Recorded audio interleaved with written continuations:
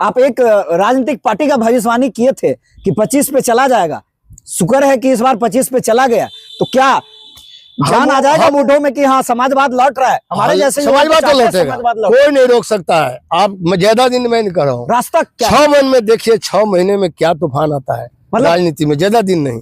मतलब मैं 6 महीने का कर रहा हूँ, बहुत फर्क नहीं होगा, लेकिन कुछ उथल पुथल इतना तेज होगा। अभी तो नीट छात्रा वाला देख रहे हैं, उथल पुथल चल रहा है। जी जी जी देख रहे हैं ना, बिल्कुल सर। क्या बुझ रहे हैं? मामूली मुद्दा है, सब लोग शिरकत करिएगा। और पप्पू को जेल, ठीक है, कानून है, कोर्ट में वारंट है तो पप्पू जेल में जाएगा, कोई बात नहीं। लेकिन पप्पू आवाज उठा रहा है ना। लेकिन पप्पू मेंबर पार्लियामेंट है, आप उसको इतला करते कि भाई कल तक हाजिर हो जाए, नहीं तो हमको न्यायालय का आदेश है, पालन करना जरूरी है। रात को जाकर जबरदस्ती अरेस्ट कर लीजिएगा, दमनात्मक कार्रवाई। इसी में 74 आंदोलन हुआ था, जब रात को गिरफ्तारी हुई थी जयप्रकाश नारायण का, याद है? इन लोगों को याद भी नहीं अपना इतिहास। अतीत को जिसको याद नहीं होगा, वर्तमान को संभाल के नहीं रख सकता है। तो अतीत का याद नहीं है कि रात दिन कोई घटना घटती है तो पप्पू यादव जाता है गरीब के बीच में। कोई नेता का नाम बताइए बिहार में जो रात दिन कोई भी दुख घटना घट जाए तो वहां हाजिर हो जाए। कर्पूरी ठाकुर होते थे ऐसा, ठीक है, हमने उससे तुलना नहीं करना चाहते हैं, लेकिन कम से कम पप्पू हाजिर तो होता है दुख सुख में। आज तो दुख सुख पूछने वाला कोई नहीं है। चुनाव आता है तो 6 महीना जनता से 100% नेता लोग कनेक्ट हो जाते हैं। चुनाव खत्म हुआ, डिस्कनेक्ट। ये नेता भी डिस्कनेक्ट है, कोई विदेश घूम, फिर अगली बार रिचार्ज, कोई विदेश का रिचार्ज। जब चुनाव आएगा तो होगा चुनाव होता है तो यहाँ पर कर्पूरी जयंती हो जाती है। चुनाव का साल आएगा तो यहाँ सब जयंती, फूल माला चढ़ जाएंगे। फूल महिला की पूरा फील्ड में भीषण होता है, ताली बजवाता है। और सामंत मत बनो और तुम लोग समाजवादी बनो, इस धरती को कहा गया, जिस धरती पर धनीलाल मंडल समाजवादी नेता 2 बार जीता, जिस पर देवेंद्र यादव जीता, जिस पर राम कुमार यादव 1 MLA जीता 2 बार। तो देवेंद्र यादव संत क्यों नहीं बन जाते हैं? ये सब नहीं, मतलब बन जाइए। समाजवादी धरती को आप निर्देश दे रहे हैं कि सामंती मत बनो। तुम सामंती हो, तुम पैसा कमा लिए हो। यहाँ के गरीब लोग हैं सब, जो भी बिरादरी के लोग हैं, खेती छोटा छोटा रोजगार भी नहीं है। तो सामंत जो खुद हो गया वो दूसरे को शिक्षा दे रहा है। गांधी जी क्या कहते थे? पहले अपने आचरण में उतारो, तब दूसरे को शिक्षा दो। पहले तुम तो समाजवादी हो जाओ। खाली समाजवादी परिवार ही कहने से होगा। डॉक्टर लोहिया ने कहा था, एक व्यक्ति के एक रोजगार, खेती रोजी राजनीति और व्यापार। तो एक व्यक्ति करो ना राजनीति, हमको कोई विरोध नहीं। कहाँ है? नौकरी भी नहीं, एक व्यक्ति नहीं ना है, पूरा परिवार है। ऐसे कैसे होगा? ये समाजवादी है क्या? हम कोई नाम नहीं लेना चाहते हैं, तकलीफ है हमको, इनका नाम ही लेना चाहता हूँ। तो ऐसे ही मर रहा है, तो घर के दिया से घर में आग लग रहा है, तो मैं नाम लेना चाहता हूँ।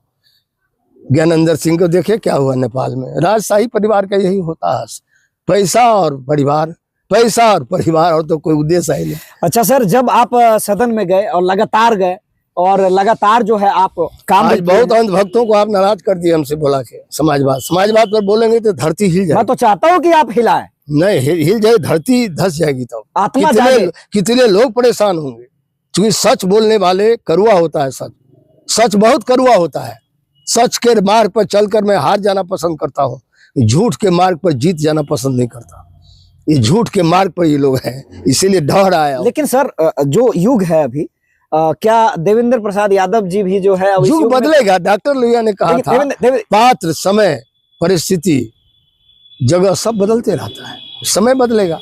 अभी तो युग यही हो गया कि हाईटेक का युग है ना? जी जी बिल्कुल भाई, इससे बढ़िया हाईटेक क्या होगा? मोबाइल, इंस्टाग्राम, आपको बैंक में ट्रांजैक्शन हो जाता है मोबाइल से, कितना सहूलियत हो गया। तो ये पूरी तरह मॉडर्न हाईटेक हो गया है जमाना। राजनीति अभी भी आदम युग में है। जात, धर्म, क्षेत्र, इसमें घिरा हुआ है राजनीति। माने जब चुनाव होता है तो लोग अपना जात के उम्मीदवार को खोजता है, तो उसका विकास कभी होगा? मेरिट को खोजना चाहिए ना। अब बेटा का पढ़ाई के लिए आप देखिए, अपने बेटा के पढ़ाई के बात होगा तो DPS स्कूल खोजेगा, कहाँ मिल रहा है? वहाँ जात नहीं खोजेगा।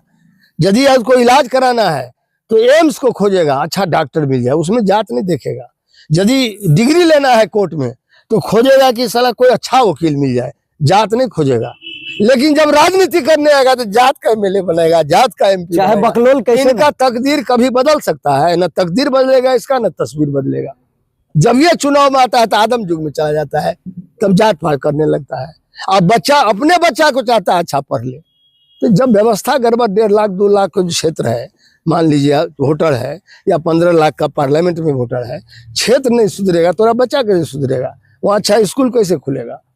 नेतरहाट टाइप।